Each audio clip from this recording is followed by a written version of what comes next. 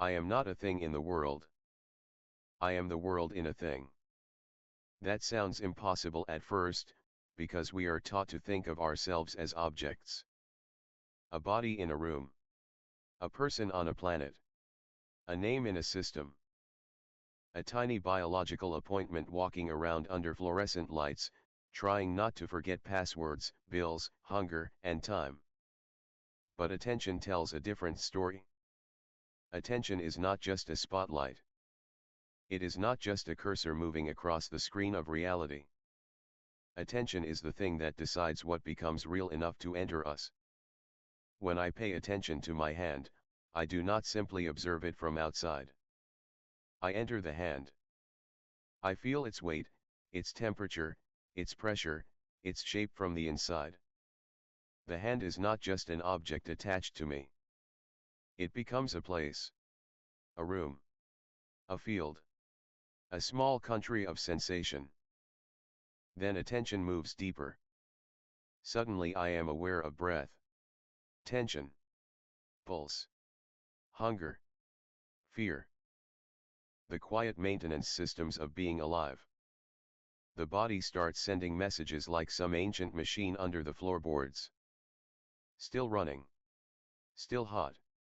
Still trying. And then attention moves outward. The room becomes part of me. The sound of a fan. The color of the wall. The distance between objects. The shape of silence. The weather pressing against the window. The whole world enters through the senses and becomes experience. So where am I, exactly? Am I inside the body? Am I outside in the world? Or am I the place where inside and outside keep translating each other? The world does not arrive in me as raw matter. It arrives as pressure, light, sound, memory, meaning.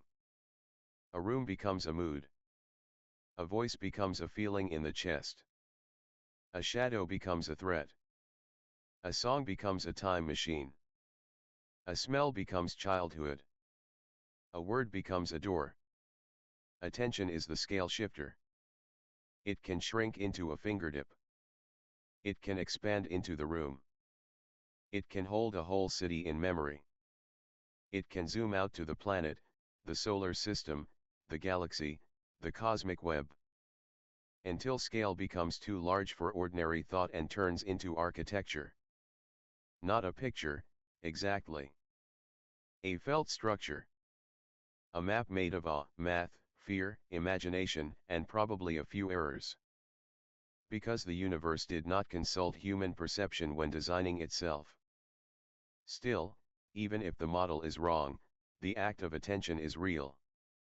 To imagine the cosmos is not to contain it accurately.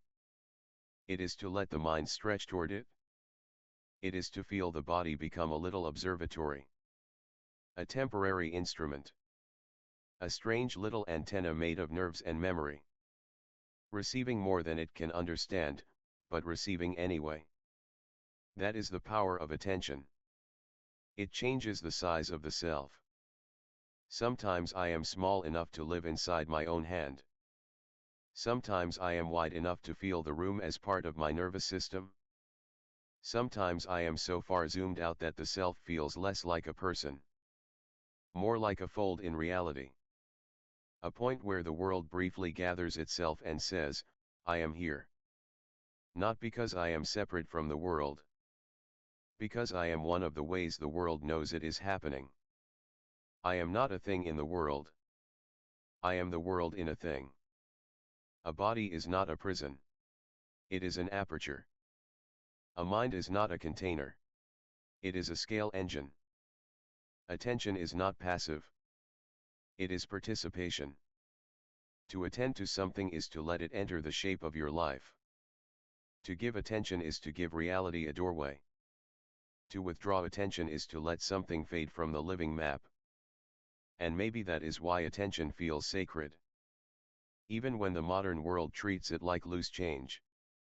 Scraped off the floor by apps, ads, feeds, notifications, and glowing rectangles. Because attention is not nothing. Attention is how the world becomes intimate. It is how distance becomes meaning. It is how matter becomes experience. It is how a thing becomes a world.